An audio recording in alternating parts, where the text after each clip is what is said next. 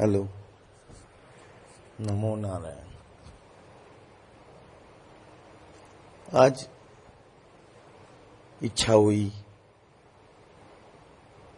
माँ के ऊपर कुछ लिखा जाए। माँ,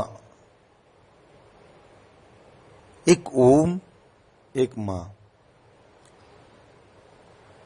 ये दोनों प्रतिमाएं ऐसी हैं जीवन के अंदर कहीं ना कहीं हमें इन्हें याद रखना ही पड़ता है।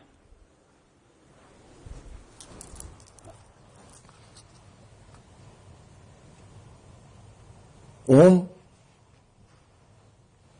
इंसान को तारता है,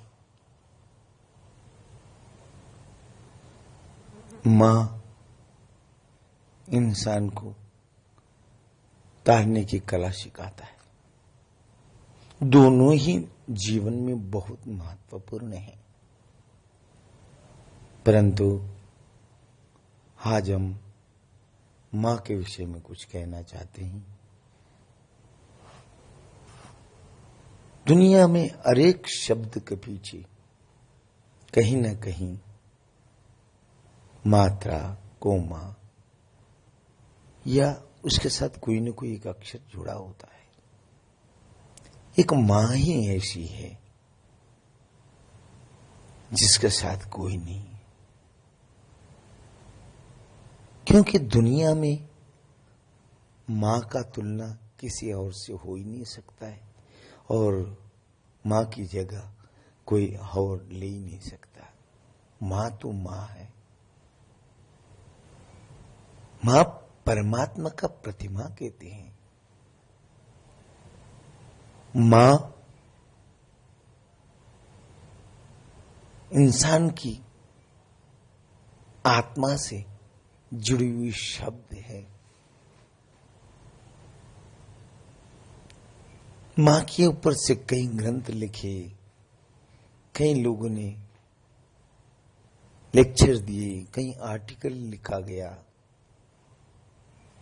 परंतु माँ को समझना बड़ा कठिन नहीं, ये असंभव है।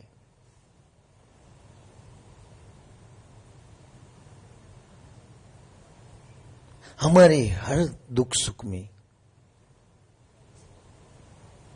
माँ अपने प्रेम को सर्वस्व निचवर कर देती है। माँ खुद भूखा रह के हमें खिलाती है। माँ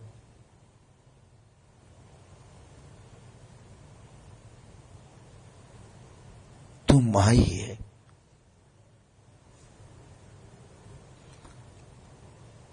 ग्रंथों में, शास्त्रों में, सब जगह हमें माँ के बारे में कुछ न कुछ लिखा मिलता है। हर एक व्यक्ति जो माँ का सेवा किया हो अथवा नहीं किया हो, जब भी बात निकलती है माँ का तारीफ करेगा। एक माँ, एक परमात्मा का तारीफ होती है, पर कभी 75% लोग माँ को या परमात्मा को मानते हैं, माँ की या परमात्मा की बातों को नहीं मानते।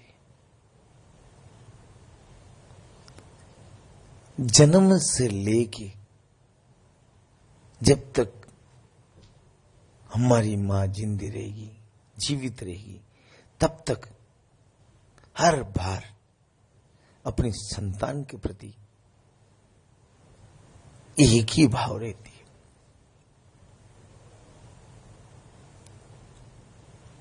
बचपन से लेके बड़ा तक 22 साल तक, 5 साल तक तो हमारा गंदगी साफ करती है,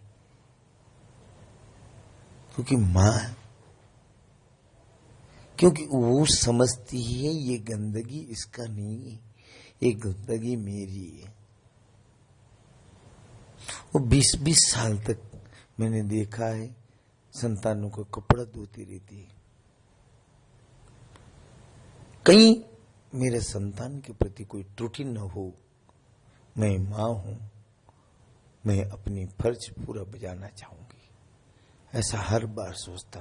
पर हम में से कितना ऐसा संतान है जो कि मां की मन की भावना को समझ सके। वो हमारी हर छोटी मोटी बात का ध्यान देती। कभी हमने उनके एक बात पे भी ध्यान दिया? मां कहना इतना आसान है। मां का ममता के बारे में कहना आसान है। मां का शब्दों को सहन करना बहुत कठिन है।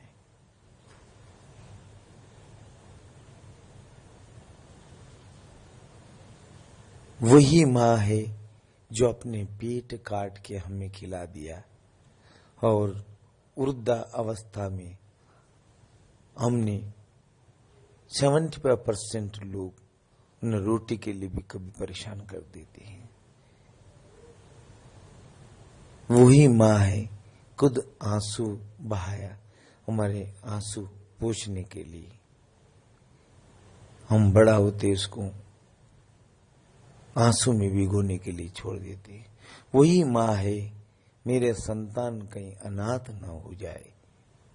बाप कई बार ऐसा देखा है कि बाप गुजर जाता है एक संतान को छोड़ के, उस संतान के पीछे खुद का समस्त सुख जो कहते हैं लोग संसार में जिसे सुख, समस्त सुख त्याग के अपने औलाद के पीछे रहती है। अगर मैं इसे छोड़ दूंगा तो शायद ये लोग इसे अनाथ कहेंगे और उसको हम लोग एक दिन वृद्धाश्रम में छोड़ के आते हैं। वही मां है थोड़ा बीमार हुआ, बुखार हुआ, दर दर भटकती है, पैसा ना होने से डॉक्टर को मेहनत करती है, यहां तक कि मैंने कहीं देखा अपने औलाद के लिए भीख मांगती है मां। उस मां को कभी दान पुण्य करना हो तो 50 गाली देके हम लोग उसको 10 रुपये देते। हम लोग का पैसा मुफ्त नहीं आते। अगर जैसे जन्मते अगर हमारा गला दबा दिया होता तो आज उसे ये बात सुनना नहीं पड़ता। मां की वेदना को कोई समझ सकता है? मां की वेदना कौन समझेगा? खुद परमात्मा भी इस चक्कर में फंसा होगा कि मैंने मां को बनाया, ममता इतना भर दिया,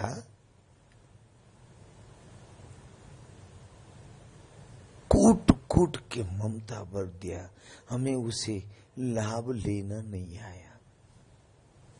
मां ही एक ऐसी परमात्मा के बाद की परमात्मा है जिसे हम पूजा कर सकते हैं। ग्रंथों में लिखा है। हमारी, मैं मां के बारे में कह रहा हूं, मैं खुद ही घर छोड़ा हुआ एक साधु हूं। क्योंकि जो व्यक्ति के पास जो चीज नहीं होती उसके बारे में उसको ज्यादा जानकारी होती है। जो व्यक्ति के पास जो चीज होती है उसको वो अनदेखी करता है। मेरे पास जो चीज नहीं है मैं उसके बारे में लिखने को कोई अधिकार नहीं बनता है, पर मैं अनुभव किया हुआ चीज लिखूंगा। मेरे जीवन का कई प्रसंग ऐसे हैं जो मैं प्रैक्टिकल होगा, कोई भी पूछेगा मैं उसको हर वक्त जवाब देने के लिए तैयार हूं। किसी एक के घर में हम गए थे 1-2 साल पहले, प्रसंग था कोई, 2 बच्चे, 2 औलाद, 2 लड़का 2 लड़कियां। मैं किसी का नाम नहीं लूंगा, बहुत साल है।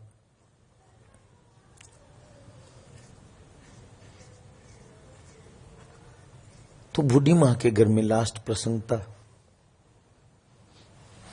एक लड़की की शादी। सब लड़कियां, 2 लड़कियां थी, दोनों लव मैरिज कर लिया। दोनों, कोई कंप्यूटर इंजीनियर है तो कोई और कोई इंजीनियर है। दोनों ने लव मैरिज करके शादी कर ली।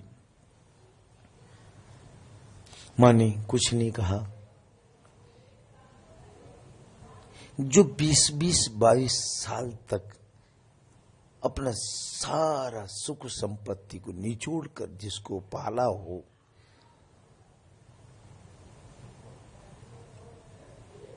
और वही व्यक्ति के लिए अपना सारा दुखों को निचोड़कर उसके सामने वो दुखें रखना, ये हमारे लिए ठीक नहीं। मैं देख रहा था उनके घर पे सत्संग के लिए गया था मैं 2 घंटा, तो अच्छा लगा, हमने 2 दिन रुक दिए। वो बूढ़ी माई इतना काम करती है, इतना काम करती है। परमात्मा उनको खूब एनर्जी दे, खूब पोषती, रुष्ट पुष्ट बनाए, और परमात्मा उनको सहन शक्ति रखने का, बर्दाश्त करने का। मैं तो परमात्मा से प्रार्थना करूंगा कि उसे बर्दाश्त करने को खूब ताकत दे। कोई कुछ मांग रहा है, कोई कुछ मांग रहा है, मेहमान उन्हीं को पूछते सब कुछ। पर हमें 20-20, 25-25 साल के अट्टे कट्टे पहलवान के जैसे लोग हैं, उनको ऑर्डर कर रहे हैं। कोई अपना बच्चा संवार रहा है तो खुद को संवार रहा है, कोई कंप्यूटर बैठा हुआ है। वो बेचारी बूढ़ी माई जैसे किसी घर की नौकरानी की जैसा काम करे जा रही है। तुम्हें बचपन से लेके आज तक तुम्हारे पीछे काम करते जा रही है, इस उम्र में भी उसे काम कराते हो, हमें बड़ी शर्म आती है। ये अवस्था सबको आएगा, इस अवस्था को ध्यान रखना। मैंने उस घर में देखा लड़की जो कंप्यूटर इंजीनियर है, उन्हें थोड़ा बहुत काम बताया तो बोले भाई मेरे से नहीं होगा, ये काम मैंने कभी की नहीं, मेरे घर में तो होता नहीं, मेरे घर में तो सब लोग करने वाले हैं। दूसरी लड़की कंप्यूटर से अलग होती नहीं, वो कंप्यूटर इंजीनियर, उसको तो हाथ में पानी चाहिए, वहीं बैठे। दोनों लव मैरिज किया और दोनों घर पे ही, दोनों को पति विदेश में रहता है, 2 लड़के ही। उसका शादी हुआ एक का, वो अपने में मस्त रहते, सदने से फुर्सत नहीं औलाद का। इन सबको देख के एक लड़का था, उसने सन्यास ले लिया।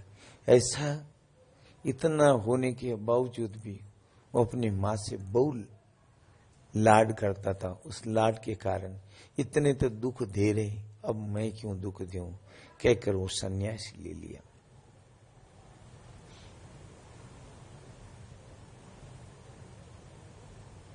तो क्या ऐसे कितने व्यक्ति हैं जो हमारा शास्त्र ग्रंथ सब लिखता, बचपन से लेके आज तक हमें पढ़ा गया। हम कोई एमए किया, कोई बीए किया, कोई पीएचडी किया। बचपन में जब हमें सिखाया जाता है माँ बाप का आदर करना चाहिए, सुबह उठ के माँ बाप का चरण छूना चाहिए, बड़ों का आदर करना चाहिए। अपने जब भी विद्या प्राप्त हो दूसरों को बांटना चाहिए, क्योंकि धन बांटने में तुम असमर्थ हो, विद्या बांटने में कोई असमर्थ नहीं हो, वो तुम्हारा घर की बात है। माँ बाप से सलाह मशवरा करना चाहिए। ऐसे कितने हैं दुनिया में माँ बाप का पैर छूने वाला। जो माँ बाप का बात ही नहीं मानता है वो माँ बाप का क्या पैर छुएगा। जितने ज्यादा पढ़े लिखे उतना महान अपने आप को मानने वाले, मैं कई लोगों को ऐसा देखा जो उनका माँ बाप वृद्धाश्रम में है। मैं प्रमाण हूं इस बात का। माँ को समझना बड़ी कठिन है। वो माँ सुबह शाम तक काम कर रही थी। मैंने पूछा मैया कब आप आराम करोगे। बोले बाबा जी चिड़िया का घोंसला तो नहीं है कि हम 2 ही है, जो बसा रखा है उसको निभाना पड़ेगा। पूर्व जन्म का मेरा कोई कर्म होगा जो मैं भोग रहा हूं। मैंने संस्कार में कोई कमी नहीं रखी, मैंने इन्हें सिखाने में कोई कमी नहीं रखी, पढ़ाने लिखाने में कोई कमी नहीं रखी।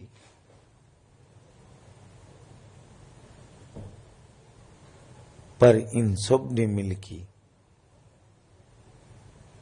मेरी बात ना मानने में कोई कमी नहीं रखी। बोल के उसके आंखों में से आंसू आ गए। बूढ़ा आश्वासन दे रहा था, अरे मैं जिंदा हूं ना अभी, तू क्यों डरती है? इनके आश्रय पे तू थोड़ी लाया तुझे मैंने, ये तू बात के हैं। जिस प्रकार से दांत बाद में आते हैं और जिस प्रकार से दांत बीच में आते हैं, बीच में ही चले जाते हैं, ये बीच वाले, मैं इनको देखकर नहीं लाया तुझे, मैं अपनी बल पे लाया हूं। मैं तुझे बूट पालिश करूंगा, मैं बूट पालिश करूंगा, किसी के यहां झाड़ू मारूंगा, किसी के यहां चपरासी का काम करूंगा, फिर तुझे रोटी के लिए मोहताज ही नहीं होने दूंगा, मैं अभी जिंदा हूं। बोल के वो वृद्धा व्यक्ति उसको आश्वासन दे रहा था। तब मुझे ऐसा लगा कि सच्चा प्रेम जो है 55-60 साल के बाद ही हो सकती है। उससे पहले का प्रेम सब झूठ। वो जितने मेकअप वाले, जितना पॉलिश वाले, जितने फैशन डिजाइनर उधर, जितने हीरो बैठे थे, सबके मुंह पे एक तमाचा मार दिया। इनके आश्रय पे मैंने तुझे नहीं लाया। ये बात सुनकर मुझे थोड़ा गर्व महसूस हुआ, क्योंकि जवानी कुछ ना कुछ तुम्हारी स्वार्थ होती है, उसके अंदर कुछ न कुछ तुम अपेक्षित होते हो उस चीज से। पर 60 साल के बाद कोई अपेक्षा नहीं रहता है, निस्वार्थ प्रेम रहता है। मैया ने फिर बोले, अरे तुम भी काय को डरते हो, मैं बैठी हूं, इन क्या है ये डिस्को बिस्को वालों की क्या है? मैं तुम्हारी मुंह देख के तो इतना जिंदा हूं, तुम जब मर्दों के इतना बर्दाश्त कर सकती हो, मैं तो तुम्हारी अर्धांगिनी हूं, मुझे तो आपसे ज्यादा बर्दाश्त होना चाहिए। मैं बर्तन घसूंगी, लोगों के बर्तन मांजूंगी, तुम्हें किसी बात का दुख ना हो इस बात की ध्यान रखूंगी। क्योंकि मैं आज तक जिनके लिए कर रहा था वो मेरा कोई नहीं हुआ, वो मेरा भ्रम था। आज मेरा सपना खुल गया, मैं जागा तो मेरे सामने आप ही खड़े हो। बाकी जितना देखा एक सपना था। कह के दोनों मिलकर रोने लगी। मुझे भी थोड़ा बुरा लगा, मैंने भी समझाया, और बच्चों को तो हाल देख ही लिया था हमने, सब एजुकेटेड, इंग्लिश के सिवा चलती नहीं, दिन में भी इंग्लिश और रात में भी इंग्लिश। पढ़े लिखे कल्चर हम अपने आप को बहुत बड़े अच्छे व्यक्ति साबित करते हैं। शाम को बीयर पीना, विस्की पीना, माँ बाप के सामने बोलना, माँ बाप को ये कहना तुम्हें कुछ पता नहीं लगता है, ये हमारा आजकल फैशन हो गया है। इन फैशन को हटाकर तुम्हें जन्म दिया है, उस जन्मदाता का ध्यान रखें।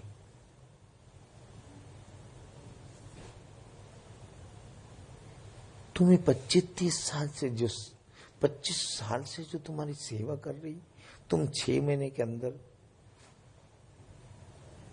थोड़ा सा किसी ने प्रेम बता दिया, तुम अपने माँ बाप का बात को नकार के तुम चले गए। तुम एक तुच्छा चमड़ा के व्यक्ति के लिए जो तुम्हारा दुख सुख के साथ सदा साथ रहने का प्रतिज्ञा लेते हैं, उसको छोड़ के चले जाती हो। तुम्हें खुद को भय है, शायद हमारे माँ बाप हमें मनमानी करने नहीं देंगे, जिस दिन तुम माँ बाप बन जाओगे, तुम अपने बच्चों को मनमानी करने देना, तब पता लगेगा। हर एक व्यक्ति का इच्छा होता है कि मैं मनमानी करूं। वही बात आप जब मां बनोगे तब सोचना, आपकी बेटी कभी किसी के साथ बात करती हो, कभी किसी के साथ भागने की कोशिश करती हो, तब आप भी ऐसे ही सोचने जैसा आज आप अपने माँ बाप को कह रही। बड़ा दुख लगता है।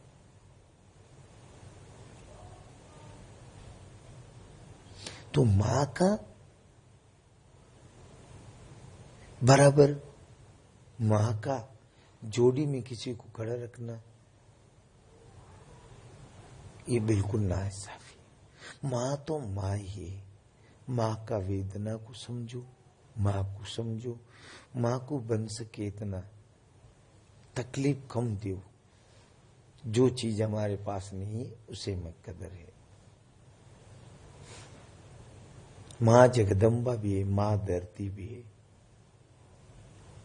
आसमान का नाम मां नहीं रखा गया, धरती का नाम जो समस्त सृष्टि को पालती है, पोषती है, पोषण करती है, उसका भी नाम मां है। और तुझे जन्म दिया, उसका भी नाम मां है।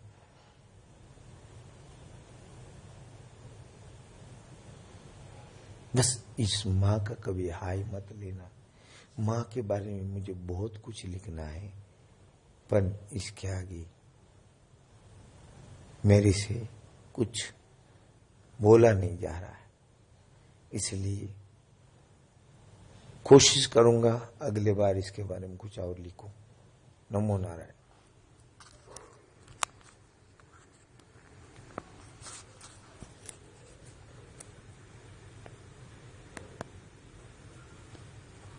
नमो नारायण।